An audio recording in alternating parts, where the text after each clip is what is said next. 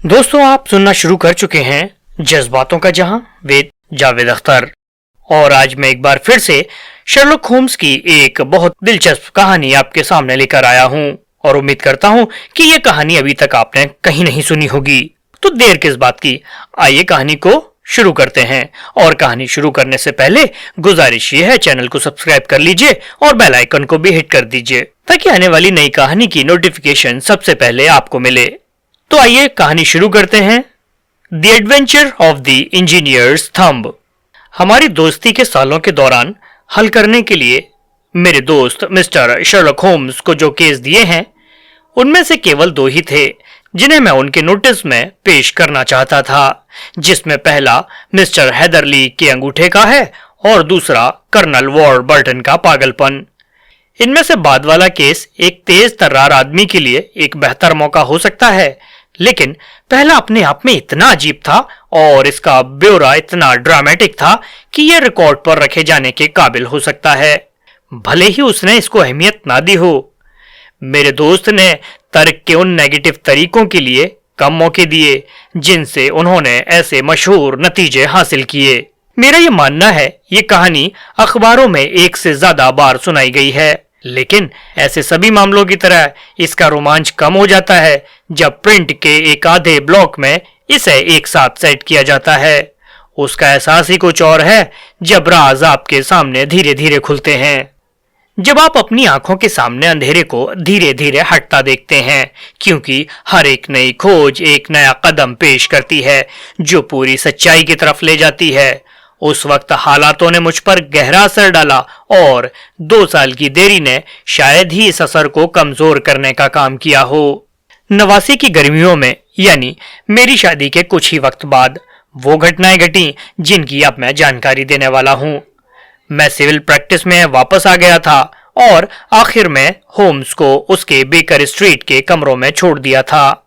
हालांकि मैं लगातार उससे मिलने जाता था और कभी कभी उसे अपनी बोहेमियन आदत को छोड़ने के लिए भी राजी करता था ताकि वो यहाँ आ सके और हमसे मिल सके। मेरा काम लगातार बढ़ता गया और चूंकि मैं पैडिंगटन स्टेशन से बहुत ज्यादा की दूरी पर नहीं रहता था, इसलिए मुझे अफसरों में से कुछ पेशेंट मिले। इनमें से एक, जिसको मैंने खतरनाक और पुरानी बीमारी से ठीक कर दिया था, वो मेरे काम का एडवर्टीजमेंट करने और मुझे हर उस मरीज को भेजने की कोशिश करने से नहीं थकता था जिस पर कि उसका कोई बस चलता हो। एक सुबह 7 बजे से थोड़ा पहले नौकरानी ने दरवाजे पर दस्तक देकर मुझे जगाया और बताया कि 2 आदमी पैडिंगटन से आए थे और क्लिनिक में इंतजार कर रहे थे। मैंने जल्दी से कपड़े पहने क्योंकि मैं जानता था कि रेलवे के मामले शायद ही कभी छोटे होते हैं। जैसे ही मैं नीचे उतरा, मेरा पुराना साथी कमरे से बाहर आया और उसने पीछे कसकर दरवाजा बंद कर दिया। मैं उसे यहाँ ले आया हूँ, वो फुसफुसाया। मैंने उसके कंधे पर हाथ रखा। वो ठीक है। तो ये क्या है? मैंने पूछा। उसके तरीके से पता चलता था कि यह कोई अजीब था जिसने उसे मेरे कमरे में बंद कर दिया था। ये एक नया मरीज है, वो फुसफुसाया। मैंने सोचा था कि मैं उसे अपने आसपास रखूंगा तो वो हाथ से निकल नहीं पाएगा। वो वहां है, सब महफूज और ठीक ठाक। मुझे अब जाना चाहिए डॉक्टर, मेरे पास भी काम है, बिल्कुल आपके जैसा। और वो भरोसेमंद आदमी मुझे शुक्रिया कहने का मौका दिए बिना ही चला गया। मैं अपने क्लिनिक में दाखिल हुआ और एक सज्जन को मेज के पास बैठा पाया। उसने हीदर ट्वीट का सूट पहना हुआ था और एक मुलायम कपड़े की टोपी जो उसने मेरी किताबों पर रखी थी। उसके एक हाथ में एक रुमाल लिपटा हुआ था जिस पर खून के धब्बे थे। वो छोटा था, 25 से ज्यादा नहीं। इसके अलावा मुझे क्या कहना चाहिए, एक मजबूत मर्दाना चेहरा था उसका, लेकिन उसका चेहरा बहुत पीला था और उसने मुझे एक ऐसे आदमी की छाप दी जो किसी बहुत बड़ी बात से दुखी था, जिसे काबू करने के लिए उसने दिमाग की सारी ताकत लगा दी थी। मुझे आपको इतनी जल्दी बुलाने के लिए खेद है डॉक्टर, उन्होंने कहा, लेकिन रात के दौरान मेरे साथ बहुत ही गंभीर दुर्घटना हुई है। मैं आज सुबह ट्रेन से आया और पैडिंगटन में ये पूछने पर कि मुझे एक डॉक्टर कहाँ मिल सकता है, तो एक काबिल साथी ने मुझे यहाँ तक पहुँचाया। मैंने नौकरानी को एक कार्ड दिया, लेकिन मैंने देखा कि उसने उसे साइड टेबल पर छोड़ दिया है। मैंने उसे उठाया और देखा। Mister Victor Hatherley, hydraulic engineer, 16A Victoria street, 3rd floor. वो मेरे सुबह आने वाले मेहमान का नाम, उसका काम और घर का पता था। मैं माफी चाहता हूं कि मैंने आपको इंतजार करवाया। मैंने अपनी चेयर पर बैठकर कहा। आप रात के सफर से काफी थके हैं। मैं समझता हूं कि आपने बहुत कठिन सफर किया है। ओह, मेरी रात को बेकार नहीं कहा जा सकता, उन्होंने कहा और हंसे। वो बहुत जोर से हंसे, इतना जोर से कि उन्होंने सब कुछ हिलाकर रख दिया। मैंने अपने पूरे करियर में ऐसे हंसते हुए किसी को नहीं देखा था। अपने आप को संभालो, मैं चिल्लाया, खुद को संभालो। और मैंने उसके मुंह में कुछ पानी उंडेल दिया। हालांकि ये बेकार था। वो कुछ इस तरह था जैसे कोई भयानक तूफान बहुत तबाही मचाने के बाद अपने आप रुक जाता है। एक बार वो फिर मुझसे मुखातिब हुआ, अपने उसी पीले चेहरे के साथ। मैं खुद को बेवकूफ बना रहा हूं, वो हाँफते हुए बोला। बिल्कुल भी नहीं, इसे पी लो। मैंने पानी में कुछ ब्रांडी डाली और फिर उसके सफेद पड़ चुके गालों में लाली वापस आने लगी। अब बेहतर है, उन्होंने कहा। और अब डॉक्टर, शायद आप मेरे अंगूठे पर ध्यान दें, या उस जगह पर जहां मेरा अंगूठा हुआ करता था। उसने रुमाल खोल दिया और अपना हाथ पकड़ लिया। इसने मेरी कठोर नसों को भी एक बार हिलाकर रख दिया। 4 उभरी हुई उंगलियां और एक भयानक लाल स्पंजी स्किन जहां पर अंगूठा होना चाहिए। इसे काट दिया गया था या जड़ से उखाड़ दिया गया था। ओ माय गॉड, मैं चीखा। ये एक भयानक चोट है, काफी खून बह रहा होगा। हाँ, सही कहा। जब ये किया गया तो मैं बेहोश हो गया और मुझे लगता है कि मैं लंबे वक्त तक बेहोश रहा हूंगा। जब मैं होश में आया तो मैंने पाया कि अभी भी खून बह रहा है। इसलिए मैंने अपने रुमाल के एक सिरे को कलाई के चारों तरफ बहुत कसकर बांध दिया। बहुत बढ़िया किया, आपको तो एक सर्जन होना चाहिए। ये हाइड्रोलिक का सवाल है जो मुझे आता है। लगता है ये जानबूझकर किया गया है, मैंने घाव की जांच करते हुए कहा। बहुत भारी और तेज चीज से, एक गंडासे की तरह है, उन्होंने कहा। मुझे लगता है ये एक एक्सीडेंट है, किसी भी तरह से नहीं। क्या? एक जानलेवा हमला? हकीकत में बहुत जानलेवा। तुम मुझे डरा रहे हो। मैंने घाव को धोया, उसे साफ किया और आखिर में उसे रुई के धागों और कार्बोलाइज्ड पट्टियों में ढांक दिया। वो बिना कुछ बोले वापस लेट गया। हालांकि वो वक्त वक्त पर अपने होंठ काटता था। ये कैसे हुआ? मैंने पूछा जब मैं अपना काम कर चुका था। डॉक्टर, आपकी ब्रांडी और आपकी पट्टी की वजह से मुझे लगता है कि मैं एक नया आदमी हूं। मैं बहुत कमजोर था, लेकिन आपने मेरी बहुत मदद की और मुझे भी अब लगता है कि बहुत कुछ करना है। शायद आपने इस मामले के बारे में बात ना करना बेहतर समझा। ये साफ तौर पर आपको परेशान कर रहा है। अरे नहीं, अभी नहीं। मुझे अपनी कहानी पुलिस को बतानी होगी, लेकिन जैसा आपने देखा, ये उनको भरोसा दिलाने के लिए काफी नहीं होगा। मुझे हैरानी होगी कि अगर वो मेरे बयान पर भरोसा करते हैं, क्योंकि ये बहुत खास है और मेरे पास सबूत के तौर पर बहुत कुछ नहीं है जिससे मैं कुछ भी साबित कर सकूं। और अगर वो मुझ पर भरोसा करते भी हैं तो मैं उन्हें जो सुराग दे सकता हूं वो इतना धुंधला है कि एक सवाल हमेशा उठा रहेगा, क्या ये मुझे इंसाफ दिलाएगा? हाँ, मैं बोला। आपको लगता है कि इस प्रॉब्लम में ऐसा कुछ भी है जिसे आप हल करना चाहते हैं, या जो आपको लगता है कि इसका हल होना ही चाहिए, तो मैं आपको पुलिस के पास जाने से पहले अपने दोस्त शर्लॉक होम्स के पास जाने का मशवरा दूंगा। ओह, मैंने उनके बारे में सुना है, मेरे मेहमान ने जवाब दिया, और मुझे बहुत खुशी होगी अगर वो इस मामले को देखेंगे।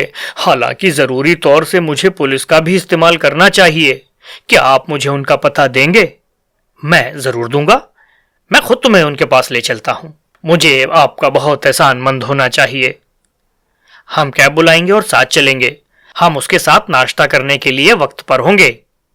क्या ये ठीक रहेगा? हाँ, जब तक मैं अपनी कहानी नहीं बता देता तब तक मुझे चैन नहीं मिलेगा। तब मेरा नौकर टैक्सी बुलाएगा और हम फौरन साथ चल देंगे। मैं ऊपर की तरफ दौड़ा और कुछ ही देर में अपनी पत्नी को मामले के बारे में बताया और 5 मिनट में मैं अपने नए दोस्त के साथ बेकर स्ट्रीट पर गाड़ी से चलकर पहुंचा। जैसा कि मुझे उम्मीद थी, शर्लॉक होम्स अपने ड्रेसिंग गाउन में अपने ड्राइंग रूम में घूम रहा था, द टाइम्स के कॉलम को पढ़ रहा था और अपने नाश्ते से पहले के पाइप को पी रहा था, जो उसके एक दिन के पहले के स्मोकिंग से छोड़े गए सभी प्लग्स और डॉट से बना था। सभी को ध्यान से सुखाया गया था और मेंटल पीस के कोने पर इकट्ठा किया गया था। उन्होंने अपने खामोश मिलनसार अंदाज में हमारा स्वागत किया, ताजे रैशर्स और अंडे मंगवाए और खुशगवार नाश्ते में हमारे साथ शामिल हुए। जब यह खत्म हो गया तो उसने हमारे नए मेहमान को सोफे पर बिठाया, उसके सिर के नीचे एक तकिया रखा और उसके पास एक गिलास ब्रांडी और पानी रखा। ये देखना आसान है कि आपका आना कोई आम बात नहीं है मिस्टर हैदरली, उन्होंने कहा। ईश्वर का शुक्रिया अदा करो, वहीं लेट जाओ और अपने आप को बिल्कुल ऐसा समझो कि जैसे घर पर हो। हमें बताओ कि हम क्या कर सकते हैं, लेकिन जब आप थक जाएं तो रुक जाएं और थोड़ा आराम करने के साथ अपनी ताकत बनाए रखें। शुक्रिया, मेरे पेशेंट ने कहा।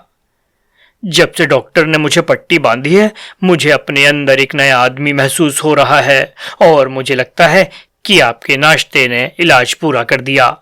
मैं आपका कम से कम कीमती वक्त लूंगा, इसलिए मैं अपने अजीबो गरीब वाक्य पर फौरन आता हूँ। होम्स अपने गंभीर भारी भरकम भावों के साथ अपनी बड़ी कुर्सी पर बैठे थे, जबकि मैं उनके सामने बैठा था और हम चुपचाप उस अजीब कहानी को सुन रहे थे जिसे हमारे मेहमान ने हमें बताया था। आपकी जानकारी के लिए मैं बता दूं, उन्होंने कहा, कि मैं एक अनाथ और कुआरा हूँ, लंदन में अकेले रह रहा हूँ। पेशे से मैं एक हाइड्रोलिक इंजीनियर हूँ और मुझे अपने काम का काफी एक्सपीरियंस उन 7 सालों के दौरान मिला है जब मैं ग्रीनविच की जानी मानी फर्म विनर एंड मैथिसन में ट्रेनी था। 2 साल पहले काफी नौकरी करने के बाद और अपने गरीब पिता की मौत के दौरान ठीक ठाक पैसा कमाने के बाद मैंने अपने लिए बिजनेस शुरू करने का फैसला किया और विक्टोरिया स्ट्रीट में कमर्शियल फ्लैट ले लिया। मुझे लगता है कि हर कोई बिजनेस में अपनी पहली शुरुआत में एक बेकार तजुर्बा पाता है, लेकिन मेरे लिए ऐसा नहीं रहा। 2 सालों के दौरान मैंने 3 कंसल्टेशन और एक छोटी सी नौकरी की है और यही वो सब कुछ है जो मुझे मेरे पेशे ने दिया। मेरी कुल कमाई 27 पाउंड है। हर दिन सुबह 9 बजे से दोपहर 4 बजे तक मैं अपनी छोटी मांद में इंतजार करता था जब तक कि मेरा दिल डूबने नहीं लगता और मुझे भरोसा नहीं हो जाता कि मुझे आज कोई काम नहीं मिलने वाला। हालांकि कल जैसे ही मैं ऑफिस छोड़ने की सोच रहा था तो मेरे क्लर्क ने कहा कि एक सज्जन इंतजार कर रहे हैं जो मुझसे काम करवाना चाहते हैं। उन्होंने एक कार्ड भी निकाला जिस पर कर्नल लिसेंडर स्टॉर्क लिखा हुआ था। उसके बाद कर्नल खुद आया, एक मंझोले आकार का आदमी, लेकिन बहुत ज्यादा पतला। मुझे नहीं लगता कि मैंने इतना पतला आदमी पहले कभी देखा है। उसका पूरा चेहरा नाक और ठुड्डी से नुकीला हो गया था और उसके गालों की स्किन उसकी बाकी हड्डियों पर खिंची हुई थी। फिर भी ये कमजोरी उसकी आम सी आदत लग रही थी जो शायद किसी बीमारी की वजह से थी। उसकी आंखें तेज थीं, उसके कदम तेज थे और उसका असर पक्का था। वो साफ सुथरा पहना हुआ था और उसकी उम्र मुझे लगता है कि 30 से 40 के करीब होगी। मिस्टर हैदरली, उसने कहा कुछ जर्मन डिक्शन के साथ। मिस्टर हैदरली, मुझे एक ऐसी शख्सियत को चुनने को कहा गया है जो न केवल अपने पेशे में महारत हासिल किए हुए हो बल्कि बुद्धिमान और राज को राज रखने के काबिल हो। किसी भी जवान आदमी से इस तरह की बातें सुनकर मुझे कुछ चापलूसी महसूस हुई। क्या मैं पूछ सकता हूं कि वो कौन था जिसने मुझे इतना अच्छा इंट्रोडक्शन दिया?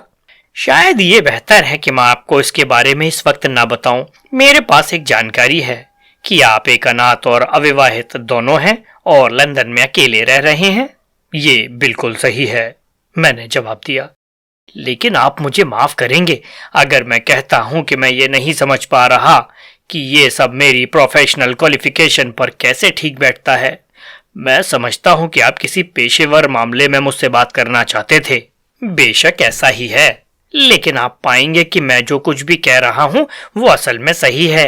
मेरे पास आपके लिए काम है, लेकिन इसके लिए पूरी राजदारी काफी जरूरी है और जरूर हम आपसे एक ऐसे आदमी से ज्यादा उम्मीद कर सकते हैं जो अपने परिवार की गोद में रहता है। अगर मैं राज रखने का वादा करता हूं, मैंने कहा, तब आप पूरी तरह से मेरा ऐसा करने पर भरोसा कर सकते हैं। जब मैं बोल रहा था तो उसने मुझे बहुत मुश्किल से देखा और मुझे ऐसा लग रहा था कि मैंने कभी इतना शक्की और सवालिया नजर वाला नहीं देखा। तो क्या आप वादा करते हैं? उसने आखिर में कहा। हाँ, मैं वादा करता हूं। आप पहले की तरह चुप रहेंगे, वो भी पूरी तरह है। इस मामले का कोई जिक्र नहीं है, ना तो शब्दों में और ना ही लिखित में। मैंने आपको पहले ही अपना वचन दे दिया है। बहुत अच्छा। वो अचानक उछला और पूरे कमरे में बिजली की तरह उछलते हुए उसने दरवाजा खोलकर देखा। बाहर का रास्ता खाली था। वो सब ठीक है, उसने वापस आकर कहा। मुझे पता है कि क्लर्क कभी कभी अपने मालिक के मामलों के बारे में एक्साइटेड होते हैं और बाहर से कुछ ना कुछ सुनते रहते हैं।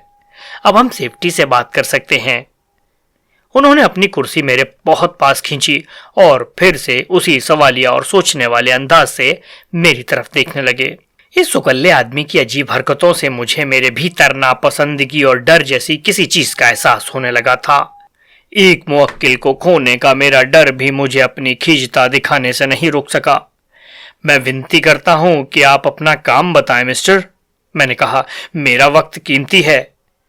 ईश्वर मुझे उस आखिरी अल्फाज के लिए माफ कर दो, लेकिन मेरे लफ्ज मेरे होंठ पर आ गए। एक रात के काम के लिए 50 गिनी आपके लिए कैसे होंगे? उसने पूछा। सबसे बढ़िया। मैं कहता हूं कि एक रात का काम है, लेकिन 1 घंटे का काम कम या ज्यादा के करीब होगा।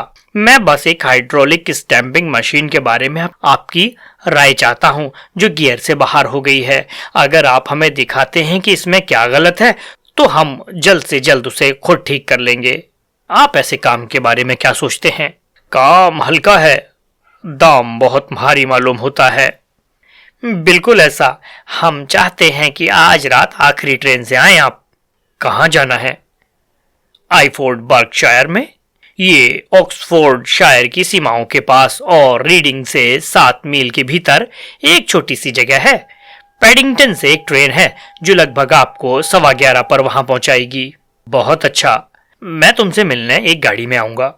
वहां से कहीं और जाना है? हाँ, हमारी छोटी सी जगह देश में काफी बाहर है। ये आईफोर्ड स्टेशन से 7 मील की दूरी पर है। तब तो हम शायद ही आधी रात से पहले वहां पहुंच सके। मुझे लगता है कि ट्रेन के वापस आने का कोई मौका नहीं। मुझे रात को रुकने के लिए मजबूर होना पड़ेगा। हाँ, हम आपको आसानी से जगह दे सकते हैं। ये बहुत अजीब है। क्या मैं किसी और वक्त पर नहीं आ सकता? हमने इसे सबसे अच्छा माना है कि आपको देर से आना चाहिए। जो हम आपको दे रहे हैं, ये आपकी किसी भी परेशानी को दूर करने के लिए ही है। एक जवान और अजनबी आदमी एक राय खरीदने के लिए आपके काम के किसी भी प्रोफेशनल को रकम दे सकता है। फिर भी यकीनन अगर आप इस काम से बाहर निकलना चाहते हैं, तो ऐसा करने के लिए आपके पास बहुत वक्त है। मैंने 50 गिनी के बारे में सोचा कि वो मेरे लिए कितने जरूरी होंगे। बिल्कुल नहीं, मैंने कहा। मुझे आपकी मर्जी के मुताबिक खुद को पेश करने में बहुत खुशी होगी। हालांकि मुझे थोड़ा और साफ तौर से समझना चाहिए कि आप मुझसे क्या कराना चाहते हैं। बिल्कुल, ये बहुत आम है कि चुप रहने की कसम जो हमने आपसे मांगी है, वो आपकी जिज्ञासा को जगाती है। मेरी ऐसी कोई मंशा नहीं है कि मैं बिना सब कुछ आपके सामने रखे आपको कोई भी काम सौंप दूं। मुझे लगता है कि हम सुनने वालों से पूरी तरह सेफ हैं। पूरी तरह से। तो मैं बताता हूं कि बात क्या है। आप शायद जानते हैं कि फुलर अर्थ एक कीमती प्रोडक्ट है और ये केवल इंग्लैंड में 1 या 2 जगहों पर पाया जाता है। हाँ, ऐसा मैंने सुना है। कुछ वक्त पहले मैंने एक छोटी सी जगह खरीदी थी, बहुत छोटी सी जगह, रीडिंग के 10 मील के भीतर। मैं खुशनसीब था कि मुझे पता चला कि मेरे खेत में फुलर अर्थ का भंडार था। हालांकि इसकी जांच करने पर मैंने पाया कि यह उम्मीद से बहुत छोटा है और इसने दाएं और बाएं 2 बहुत बड़े लोगों के बीच एक कड़ी बनाई। हालांकि दोनों मेरे पड़ोसियों के खेत हैं, लेकिन वो बिल्कुल अनजान थे कि उनकी ज़मीन में वो है जो सोने की खान की तरह कीमती है। जाहिर है कि मेरी दिलचस्पी उनकी ज़मीन खरीदने की थी, लेकिन बदकिस्मती से मेरे पास कोई पूंजी नहीं थी जिससे मैं ये ऐसा कर सकूं।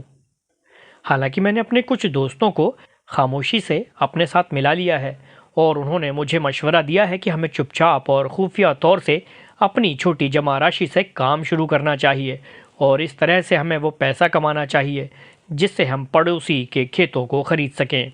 ये हम कुछ वक्त से कर रहे हैं और अपने काम में हमारी मदद करने के लिए हमने एक हाइड्रोलिक प्रेस खड़ा किया है। ये प्रेस, जैसा कि मैंने पहले ही समझाया है, ख़राब हो गया है और हम इस मुद्दे पर आपकी सलाह लेना चाहते हैं। हालांकि हम अपने राज को छुपाना बहुत अच्छे से जानते हैं, और अगर एक बार मालूम हो जाए कि हमारे छोटे से घर में हाइड्रोलिक इंजीनियर आ रहे हैं तो ये जल्द ही पूछताछ का मुद्दा बन जाएगी, और फिर अगर सच्चाई सामने आ जाए तो ये किसी भी तरह से हमारे लिए ठीक नहीं होगा। इसलिए मैंने तुमसे वादा किया है कि तुम किसी इंसान को ये नहीं कहोगे कि तुम आज रात आईफोर्ड जा रहे हो। मुझे उम्मीद है मैंने सब कुछ साफ कर दिया। मैं आपकी बहुत इज्जत करता हूँ, मैंने कहा। इकलौता पॉइंट जिसे मैं पूरी तरह नहीं समझ पाया वो ये था कि फुलर अर्थ की खुदाई में आप हाइड्रोलिक प्रेस का क्या इस्तेमाल कर सकते हैं। जैसा कि मैं समझता हूँ इससे एक तरह से बजरी की तरह गड्ढा खोदा जाता है। ओह, उन्होंने लापरवाही से कहा। हमारा अपना तरीका है। हम मिट्टी को ईंटों में दबाते हैं ताकि उन्हें बताए बिना हटाया जा सके कि वो क्या है। लेकिन ये केवल एक डिटेल है। मैंने आपको अब पूरी तरह से अपने भरोसे में ले लिया है मिस्टर हैदरली, और मैंने आपको यकीन दिलाया है कि मुझे आप पर कैसे भरोसा है। बोलते बोलते वो उठ खड़ा हुआ। मैं आपसे 11:15 बजे आईफोर्ड में मिलने की उम्मीद करूंगा। मैं ज़रूर वहाँ रहूँगा, और किसी से एक शब्द भी मत कहिएगा। उसने आखिरी वक्त तक सवालिया नज़रों से मेरी तरफ देखा और फिर नरमी से मेरा हाथ दबाते हुए कमरे से जल्दी निकल गया। ठीक है। जब मैं ठंडे दिमाग से सोचने लगा और इस अचानक मिले काम पर जो मुझे सौंपा गया था, मैं बहुत हैरान था, शायद आप दोनों भी। एक तरफ यकीनन मुझे खुशी हुई क्योंकि पैसा कम से कम 10 गुना ज़्यादा था उस रकम से जो मैंने अपनी कंसल्टिंग के बदले तय किए थे, और ये हो सकता था कि ये काम किसी दूसरे से भी करवाया जा सकता है। दूसरी तरफ मेरे बॉस के चेहरे और तौर तरीकों ने मुझ पर कोई अच्छा इंप्रेशन नहीं डाला था, और मैं ये नहीं सोच सकता था कि फुलर अर्थ पर उनका बयान आधी रात को मेरे आने की ज़रूरत को समझाने के लिए काफ़ी था, और उनकी सबसे ज़्यादा फिक्र इस बात की थी कि मैं अपने काम के बारे में किसी को बता ना दूँ। हालांकि मैंने शक की सभी गुंजाइशों को हवा में फेंक दिया। मैंने रात का खाना खाया और पैडिंगटन के लिए गाड़ी ली, और अपनी ज़ुबान को बंद रखने के हुक्म का पालन करते हुए अपना सफ़र शुरू कर दिया। रीडिंग जाते वक्त मुझे न केवल अपनी गाड़ी बल्कि स्टेशन बदलना पड़ा। हालांकि मैं आईफोर्ड के लिए आखिरी ट्रेन के वक्त पर था, और मैं 11 बजे के बाद छोटे से कम रोशनी वाले स्टेशन पर पहुंच गया। मैं अकेला मुसाफिर था जो वहां उतरा था, और प्लेटफॉर्म पर लंटन के साथ सोने वाले कुली के अलावा कोई नहीं था। जैसे ही मैं विकेट गेट के बाहर निकला, मैंने पाया कि सुबह का मेरा दोस्त दूसरी तरफ अंधेरे में मेरा इंतज़ार कर रहा था। बिना कुछ कहे उसने मेरी बाँह पकड़ ली और मुझे एक गाड़ी में चढ़ा दिया जिसका दरवाज़ा खुला हुआ था। उसने दोनों तरफ की खिड़कियां खींची और हम उतनी तेज़ी से चले गए जितनी तेज़ी से घोड़ा जा सकता है। एक घोड़ा? होम्स ने टोका। हाँ, सिर्फ एक। क्या आपने उसका रंग देखा? हाँ, जब मैं गाड़ी में कदम रख रहा था तो मैंने उसे साइड लाइट से देखा। ये एक शाहबलूत था, थका हुआ सा या ताज़ा? ओह, ताज़ा और चमकदार। Thank you. मुझे माफ़ करना कि मैंने आपको टोका। प्लीज़ अपनी कहानी जारी रखें। फिर हम चले गए। हमारी गाड़ी कम से कम 1 घंटे तक चली। कर्नल लिसेंडर स्टॉक ने कहा था कि ये केवल 7 मील की दूरी था, लेकिन मुझे लगता था कि जिस रफ्तार से हम जा रहे थे और जिस वक्त पर हमने सफ़र शुरू किया था, उस वक्त से मुझे लगता है कि ये 12 के करीब रहा होगा। वो हर वक्त चुपचाप मेरी तरफ बैठा रहा, और जब भी मैंने उसकी तरफ देखा तो मुझे हर बार ये पता चला कि वो बड़ी तेज़ निगाहों से मुझे देख रहा है। ऐसा लगता है कि दुनिया के उस हिस्से में सड़कें बहुत अच्छी नहीं हैं, क्योंकि हम बुरी तरह हिल-डुल रहे थे। मैंने खिड़कियों से बाहर देखने की कोशिश की कि हम कहाँ थे, लेकिन वो एक ऐसे कांच के बने थे कि मैं कुछ भी देख नहीं सका सिवाय गुजरती रोशनी के। कभी कभी मैंने सफ़र की बोरियत को कम करने के लिए कुछ कुछ कमेंट करने की कोशिश की, लेकिन कर्नल ने कोई दिलचस्पी नहीं ली और बातचीत जल्दी ख़त्म कर दी। हालांकि आखिर में गाड़ी बजरी की खुरदरी सड़क को छोड़कर चिकनी और प्लेन सड़क पर चलकर एक स्टैंड पर आ गई। कर्नल लिसेंडर स्टोर कुचले, और जैसे ही मैं उनके पीछे आया तो मुझे तेज़ी से एक पोर्च में खींच लिया जो हमारे सामने था। हमने गाड़ी से बाहर और हॉल में कदम रखा, और मैं घर के सामने की झलक भी नहीं देख पाया। जैसे ही मैंने दहलीज को पार किया, दरवाज़ा हमारे पीछे जोर से पटक कर बंद कर दिया गया और जैसे ही गाड़ी चलने के लिए मुड़ी, मैंने पहियों की खड़खड़ाहट सुनी। घर के अंदर अंधेरा था और कर्नल माचिस की तीली की तलाश में लड़खड़ाते रहे और धीरे धीरे बड़बड़ाते रहे। अचानक रास्ते के दूसरी तरफ का एक दरवाज़ा खुला और हमारी तरफ रोशनी की एक लंबी सुनहरी पट्टी निकली, जिससे उजाला हुआ और एक महिला अपने हाथ में एक लालटेन के साथ दिखाई दी, जिसे उसने अपने सिर के ऊपर उठा रखा था। उसने अपना चेहरा आगे बढ़ाया और हमारी तरफ देखा। मैं देख सकता था वो सुंदर थी और जिस तरह से उसके गहरे रंग की पोशाक जगमगा रही थी, उससे मुझे पता चला कि वो एक अमीर औरत थी। उसने विदेशी भाषा में कुछ शब्द बोले, जैसे कि कोई सवाल पूछ रही हो, और जब मेरे बॉस ने जवाब दिया तो उसने ऐसे रिएक्ट किया कि लालटेन उसके हाथ से लगभग गिरने को आया। कर्नल स्टॉर्क उसके पास गए, उसके कान में कुछ फुसफुसाया और फिर उसे वापस उस कमरे में पहुंचा दिया जहां से वो आई थी, और फिर वो हाथ में लालटेन लेकर मेरे पास चला आया। शायद आपको इस कमरे में कुछ मिनटों के लिए इंतजार करना पड़ेगा, उसने एक और दरवाज़ा खोलते हुए कहा। यह एक शांत, छोटा, सादी सजावट वाला कमरा था, जिसके बीच में एक गोल मेज थी जिस पर कई जर्मन किताबें बिखरी हुई थीं। कर्नल स्टॉर्क ने दरवाजे के बगल में एक पियानो के ऊपर लालटेन को रखा। मैं तुम्हें बिल्कुल भी इंतजार में नहीं रखूंगा, उसने कहा और अंधेरे में गायब हो गया। मैंने मेज पर रखी किताबों पर नजर डाली और जर्मन न आने के बावजूद मैं देख सकता था कि उसमें 2 विज्ञान पर आधारित किताबें थीं और दूसरी कुछ कविताओं के हिस्से थे। फिर मैं खिड़की के पास चला गया, इस उम्मीद से कि मुझे गांव के इलाकों की कुछ झलक मिल सकती है, लेकिन एक ओक के भारी शटर ने बाहर का नज़ारा रोका हुआ था। ये हैरत अंगेज ढंग से खामोश घर था। रास्ते में कहीं कहीं एक पुरानी घड़ी जोर जोर से टिक टिक कर रही थी, लेकिन वो सब कुछ अभी भी अच्छा मालूम नहीं दे रहा था। एक अजीब सी बेचैनी मुझ पर हावी होने लगी। ये जर्मन लोग कौन थे और इस अजीब और गरीब जगह में रहकर क्या कर रहे हैं, और ये जगह कहाँ थी? मैं फोर्ट से 10 मील या उससे ज़्यादा दूर था, मुझे बस इतना ही पता था, लेकिन उत्तर, दक्षिण, पूर्व और पश्चिम मुझे नहीं पता था कि मैं कहाँ हूँ। बहरहाल ये जगह रीडिंग या किसी दूसरे बड़े शहर के दायरे में थी, इसलिए वो जगह इतनी एकांत तो नहीं हो सकती थी। फिर भी ये तय था कि हम कंट्री में थे। मैं मन ही मन गुनगुनाते हुए कमरे में टहलने लगा और महसूस किया कि मैं अपनी 50 गिनी की फीस पूरी तरह से कमा रहा हूँ। अचानक बिना किसी आवाज़ के, पूरी तरह से सन्नाटे के बीच, मेरे कमरे का दरवाज़ा धीरे से खुला। औरत दरवाजे में खड़ी थी, उसके पीछे हॉल का अंधेरा। मेरे दिए की पीली रोशनी उसके सुंदर चेहरे पर चमक रही थी। मैं एक नज़र में देख सकता था कि वो डर से बीमार थी और उस नज़ारे ने ही मेरे दिल में एक सर्द लहर पहुंचा दी। उसने मुझे चुप रहने की चेतावनी देने के लिए एक उंगली का इशारा किया और उसने मुझसे टूटी फूटी अंग्रेजी के कुछ शब्दों को फुसफुसाते हुए कहा। उसकी आंखें डरी हुई घोड़े की तरह उसके पीछे के अंधेरे में किसी को देख रही थीं। मैं जाऊंगी, उसने कहा। जैसा कि मुझे लग रहा था, वो आराम से बोलने की कोशिश कर रही थी। तुम्हें जाना होगा, तुम्हें यहाँ नहीं रहना चाहिए, तुम्हारे लिए ये कोई अच्छा काम नहीं है।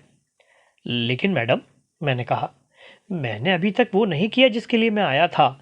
जब तक मैं मशीन नहीं देख लेता तब तक मैं बाहर नहीं जा सकता। ये जगह आपके इंतज़ार के लायक नहीं। वो वापस जाने लगी। तुम इस दरवाजे से जा सकते हो, अभी कोई रुकावट नहीं है।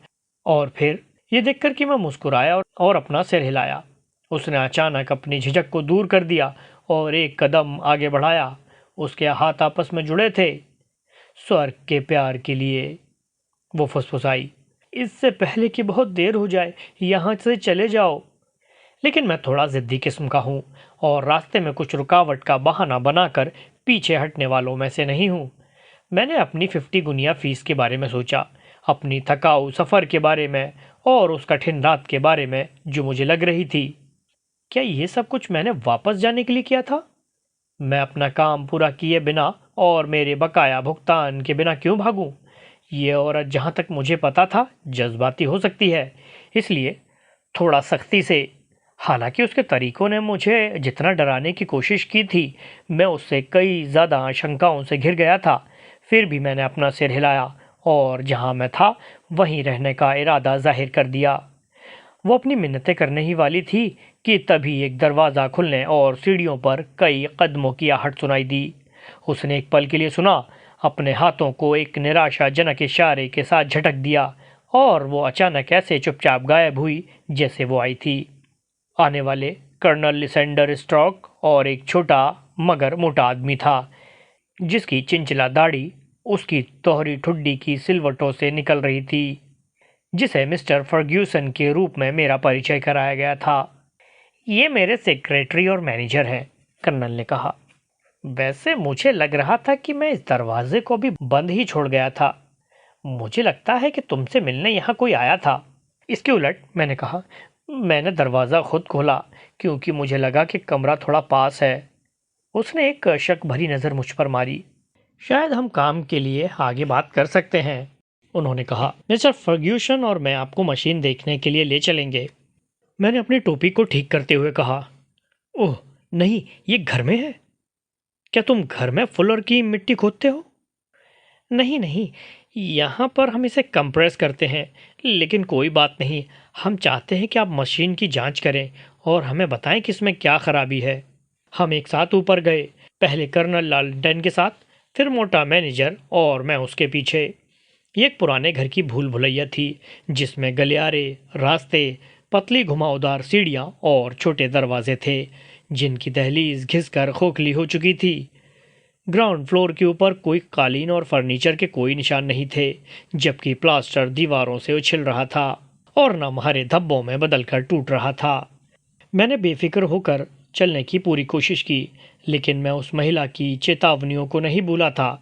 भले ही मैंने उसकी अनदेखी की और मैंने अपने दोनों साथियों पर गहरी नज़र रखी। फर्ग्यूसन एक उदास और खामोश आदमी लग रहा था, लेकिन मैं देख सकता था कि उसने कहा है कि वो कम से कम एक देशवासी था। कर्नल लिसेंडर स्टॉक आखिर में एक निचले दरवाजे के सामने रुक गए, जिसे उन्होंने खोल दिया। भीतर एक छोटा चौकोर कमरा था, जिसमें हम तीनों को एक बार में मुश्किल से दाखिला मिल पाता। फर्ग्यूसन बाहर रहा और कर्नल ने मुझे अंदर ले लिया। और अब हम हैं असल में हाइड्रोलिक प्रेस के भीतर, उन्होंने कहा। और ये हमारे लिए ख़ास तौर से बहुत ख़तरनाक बात होगी अगर कोई इसे चालू करता है। इस छोटे से कमरे की छत पर असल में अवरोही पिस्टन का अंत है और ये इस लोहे के फर्श पर कई टन की ताकत के साथ नीचे आता है। बाहर पानी के छोटे खंभे हैं जो ताकत हासिल करते हैं और जो उसे उस तरीके से बढ़ाते और फैलाते हैं जो आपको मालूम भी है।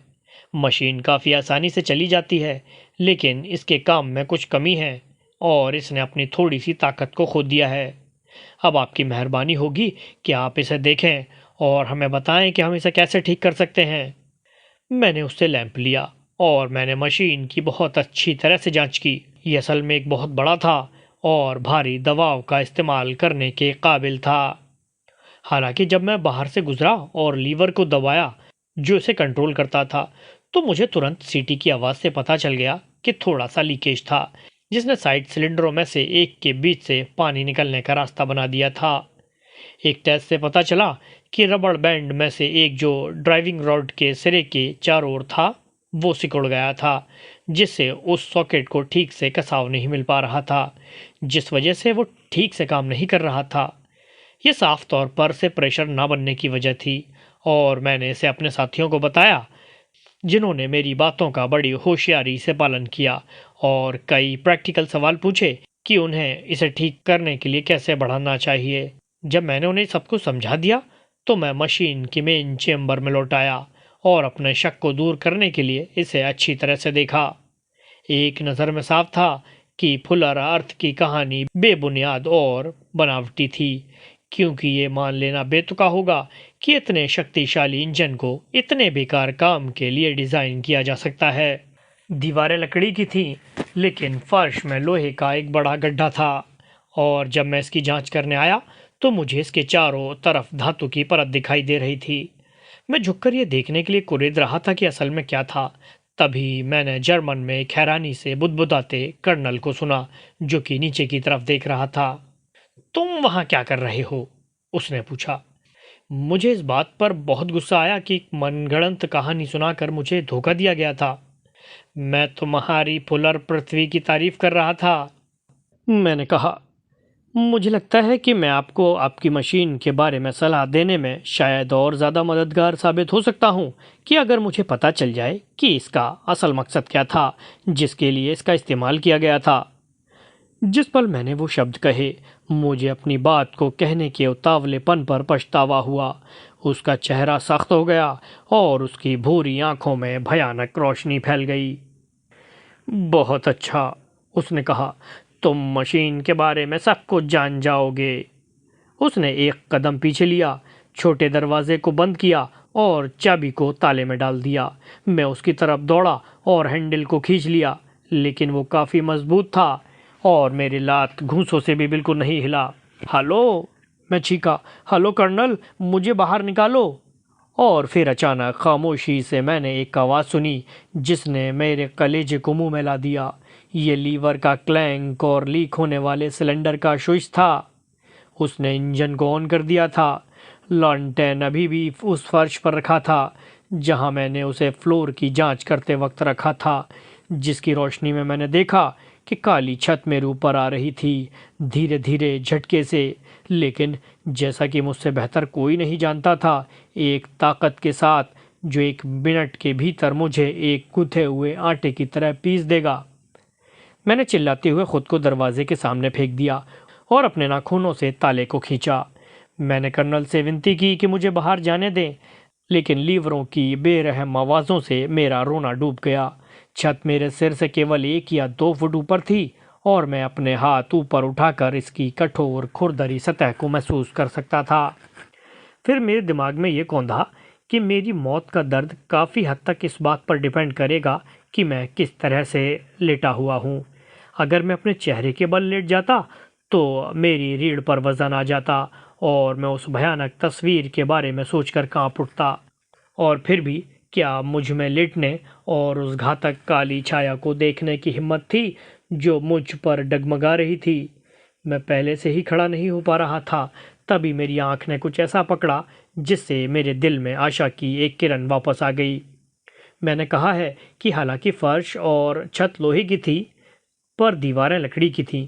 जैसे ही मैंने चारों ओर एक नज़र डाली, मैंने 2 बोर्डों के बीच पीले रंग की रोशनी की एक पतली लकीर देखी जो एक छोटे पैनल को पीछे की ओर धकेलने से चौड़ा और चौड़ा हो गया। एक पल के लिए मुझे भरोसा ही नहीं हो रहा था कि असल में यहाँ एक ऐसा दरवाज़ा है जो मौत से दूर ले जाता है। अगले ही पल मैंने खुद को उसमें धकेल दिया और दूसरी तरफ मैं आधा बेहोश हो गया। पैनल मेरे पीछे फिर से बंद हो गया था, लेकिन लैंप का टूटना और कुछ पल बाद धातु के 2 स्लैबों की गड़गड़ाहट ने मुझे बताया कि मेरा बचना कितना मुश्किल था। अपनी कलाई पर जोर से चिकोटी काटकर मैं खुद को वापस होश में लाया और मैंने खुद को एक पतले गलियारे के पत्थर के फर्श पर लेटा हुआ पाया, जबकि एक महिला मेरे ऊपर झुकी हुई थी और अपने बाएं हाथ से मुझे झकझोर रही थी, जबकि उसने सीधे हाथ में एक मोमबत्ती पकड़ी थी। ये वही अजनबी दोस्त थी जिसकी वार्निंग को मैंने बेवकूफ़ी से ठुकरा दिया था। आओ आओ, वो बिना रुके बोली, वो एक पल में यहाँ होंगे, वो देखेंगे कि आप वहाँ नहीं हैं। ओह, इतना कीमती वक्त बर्बाद मत करो, जल्दी आओ। कम से कम इस बार मैंने उसकी सलाह को नज़रअंदाज नहीं किया। मैं अपने पैरों पर डगमगाया और उसके साथ गलियारों में और एक घुमावदार सीढ़ी से नीचे दौड़ा। उसके बाद एक और रास्ते की तरफ चल दिए और जैसे ही हम आगे की तरफ पहुंचे, हमने पैरों के चलने की आवाज़ और 2 लोगों के चिल्लाने की आवाज़ सुनी जो एक दूसरे को उस मंजिल से जवाब दे रही थी जिस पर हम थे। मेरा गाइड रुक गया और मैंने देखा कि मेरा भला चाहने वाला अपने दिमाग में कुछ सोच रहा था। फिर उसने एक दरवाज़ा खोला जो एक बेडरूम में जाता था, जिसकी खिड़की से चांद चमक रहा था। ये तुम्हारा आखिरी मौका है, उसने कहा। ये ऊंचा है, लेकिन हो सकता है कि आप इससे कूद सकें। जैसे ही उसने रास्ते के आगे के छोर पर एक रोशनी को देखा और मैंने कर्नल लिसेंडर स्टॉक की दुबली आकृति को हाथ में लॉन्टेन और दूसरे में कसाई के क्लीवर की तरह के एक हथियार के साथ बढ़ते हुए देखा, मैं बेडरूम के पार पहुंचा, खिड़की खोलकर बाहर देखा। चांदनी में बगीचा कितना शांत और मीठा अच्छा दिखाई दे रहा था और ये 30 फीट से ज़्यादा नहीं हो सकता था। मैं खिड़की पर चढ़ गया, लेकिन मैं कूदने से हिचकिचा रहा था जब तक कि मुझे ये पता नहीं लग जाता कि मेरे मददगार और मेरा पीछा करने वाले बदमाश के बीच क्या हुआ। अगर उसके साथ गलत किया गया था तो किसी भी कीमत पर मैं उसकी मदद के लिए वापस जाने को तैयार था। मेरे दिमाग में ये विचार कौंधा ही था। वो वापस दरवाजे पर था। रास्ते को उसने रोका हुआ था और उसने अपनी बाहें उसके चारों तरफ फैला दी और उसे वापस पकड़ने की कोशिश की। फ्रिट्ज, फ्रिट्ज, वो अंग्रेजी में रोई। ये आखिरी बार है, अपना वादा याद रखो। आपने कहा था कि ये फिर नहीं होना चाहिए। वो चुप रहेगा। ओह, वो चुप रहेगा। तुम पागल हो एलिस, वो चिल्लाया और उससे अलग होने के लिए जूझ रहा था। हम उसकी वजह से बर्बाद हो जाएंगे। उसने बहुत कुछ देखा है। मैं कहता हूँ मुझे जाने दो। उसने उसे एक तरफ धकेल दिया और खिड़की की ओर भागते हुए अपने भारी हथियार से मुझ पर वार कर दिया। मैं झटका खाकर गिरते हुए खिड़की की दहली पकड़ के लटक रहा था और उसका वार मुझे लगा। मैं दर्द से भर गया। मेरी पकड़ ढीली हो गई और मैं नीचे बगीचे में गिर गया। मैं हिल गया था लेकिन गिरने से चोट नहीं लगी, इसलिए मैंने अपने आप को उठाया और झाड़ियों के बीच में भाग गया जितना तेजी से मैं दौड़ सकता था, क्योंकि मैं समझ गया था कि मैं भी खतरे से बाहर नहीं था। हालांकि जैसे ही मैं दौड़ा मुझे चक्कर आ गया और बेहोशी सी मेरे ऊपर छा गई। मैंने नीचे अपने हाथ पर नज़र डाली जो दर्द से भड़क रहा था और फिर पहली बार देखा कि मेरा अंगूठा कट गया था और मेरे घाव से खून बह रहा था। मैंने अपने रुमाल को उसके चारों तरफ बांधने की कोशिश की लेकिन मेरे कानों में एक अचानक गड़गड़ाहट हुई और अगले ही पल मैं गुलाब की झाड़ियों के बीच बेहोश होकर गिर पड़ा। मैं कब तक बेहोश रहा मैं नहीं बता सकता। बहुत वक्त हो गया होगा क्योंकि चांद डूब चुका था और जब मैं अपने होश में आया तो एक उजली सुबह टूट रही थी। मेरे सारे कपड़े ओस से लथपथ थे और मेरे कोट की बाह मेरे घायल अंगूठे के खून से भीग गई थी। मुझे रात की कहानी एक पल में याद आ गई और मैं अपने पैरों पर इस ख्याल के साथ उछला कि मैं शायद अभी तक अपने पीछा करने वालों से सेफ नहीं हूँ।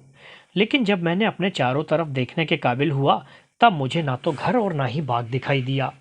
मैं हाई रोड के पास हैज के कोने में लेटा हुआ था और थोड़ा नीचे एक लंबी इमारत थी जो मेरे पास आने पर वही स्टेशन साबित हुई जिस पर मैं पिछली रात पहुंचा था।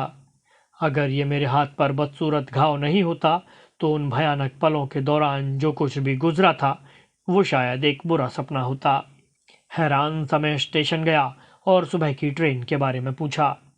1 घंटे से कम वक्त में रीडिंग के लिए एक ट्रेन थी। मैंने देखा ये वही कुली था जो कल मेरे आने पर वहाँ ड्यूटी पर था। मैंने उससे पूछा क्या उन्होंने कभी कर्नल लिसेंडर स्टॉक के बारे में सुना है।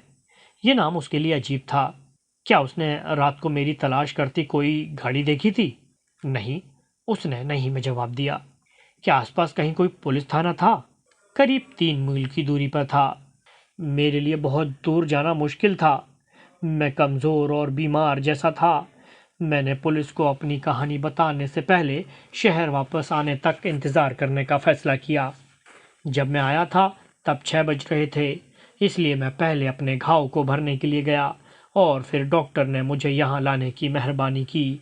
मैंने मामला आपके हाथों में सौंप दिया है और अब आप जो भी सलाह देंगे हम वही करेंगे।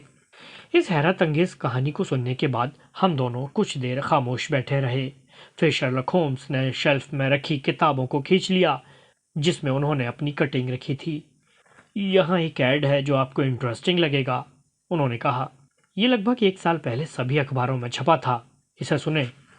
गुमशुदा 9वीं बार मिस्टर यरमहा हेलिंग, 26 वर्ष की आयु, एक हाइड्रोलिक इंजीनियर। रात 10 बजे वो अपने मकान से निकला और उसके बाद से उसका कोई पता नहीं चला। कपड़े पहने थे वगैरह वगैरह।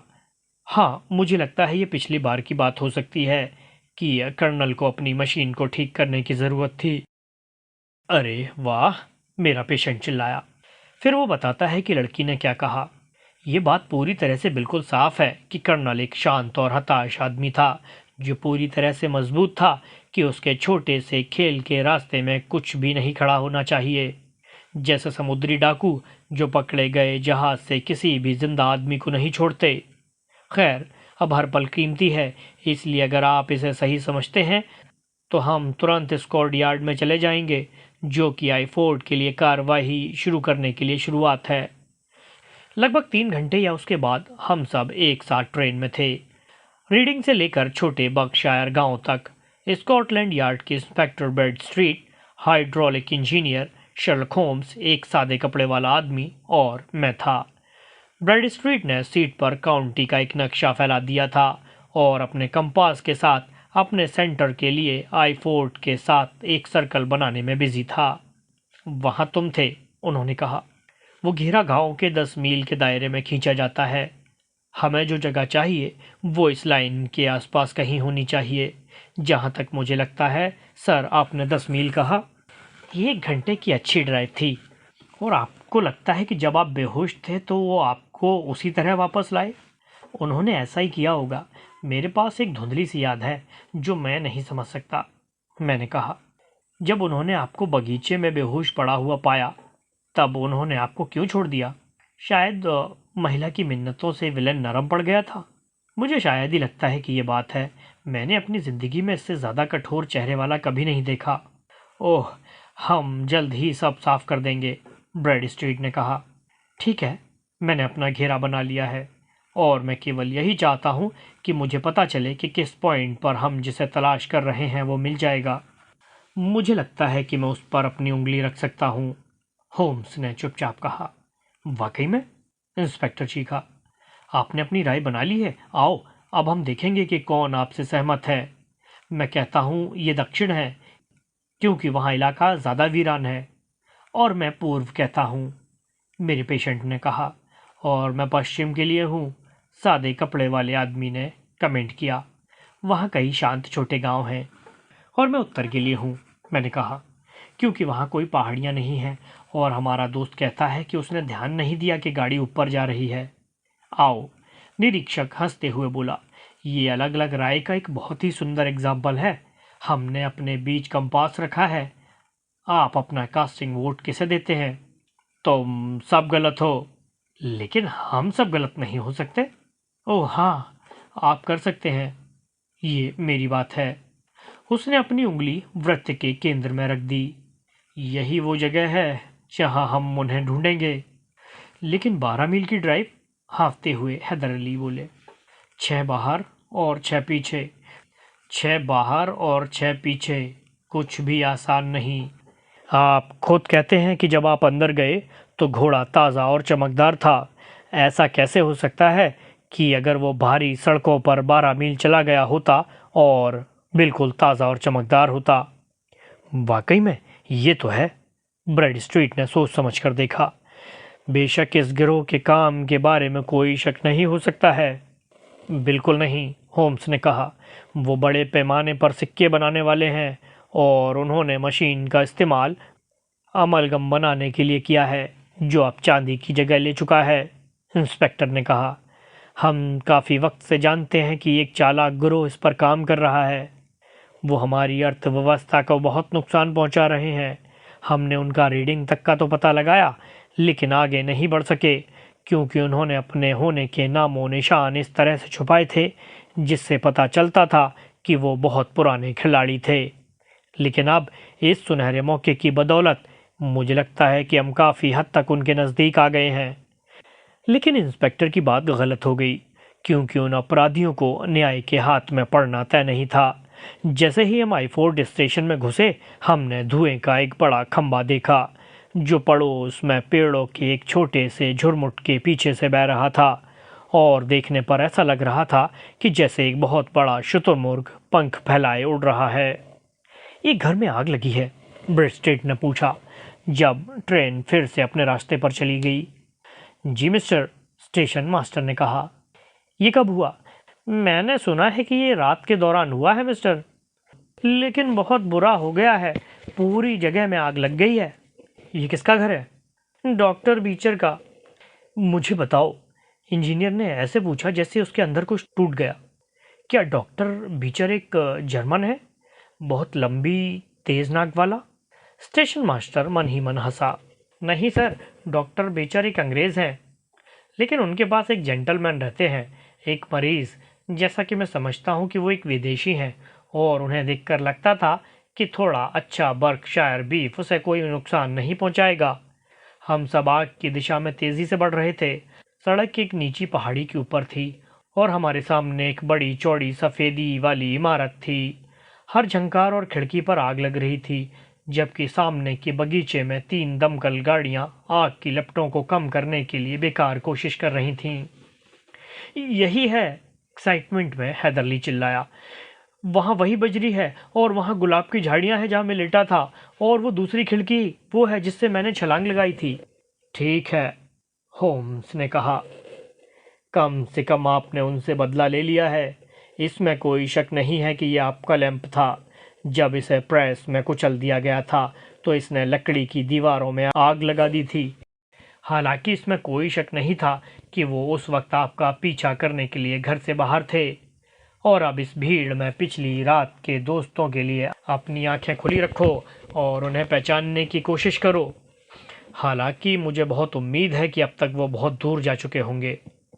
और होम्स की वही उम्मीद सच साबित हुई, क्योंकि उस दिन से आज तक किसी भी सुंदर महिला, भयानक जर्मन या किसी बेवकूफ़ अंग्रेज के बारे में कोई शब्द नहीं सुना गया। उस सुबह एक किसान को एक गाड़ी मिली जिसमें कई लोग थे जो कुछ बहुत भारी बक्से लिए रीडिंग की तरफ तेजी से गाड़ी चला रहे थे, लेकिन वहां से भगोड़ों के सभी निशान गायब हो गए थे और होम्स की चतुराई भी उनके ठिकाने के बारे में कोई सुराग खोजने में नाकाम रही। फायर फाइटर्स उस अजीब अरेंजमेंट से बहुत परेशान थे जो उन्होंने भीतर पाई थी, और इससे भी ज़्यादा दूसरी मंजिल की खिड़की पर एक कटे हुए मानव अंगूठे के मिलने से। आखिरकार काफ़ी जद्दोजहद के बाद वो कामयाब रहे और उन्होंने आग की लपटों को काबू में कर लिया, लेकिन तब तक बहुत देर हो चुकी थी। छत ने गिरकर जगह को पूरी तरह बर्बाद कर दिया था। कुछ मुड़े सिलेंडर और लोहे की पाइपिंग को छोड़कर एक निशान नहीं बचा था, जो हमारे क्लाइंट के लिए बिल्कुल भी अच्छा नहीं था।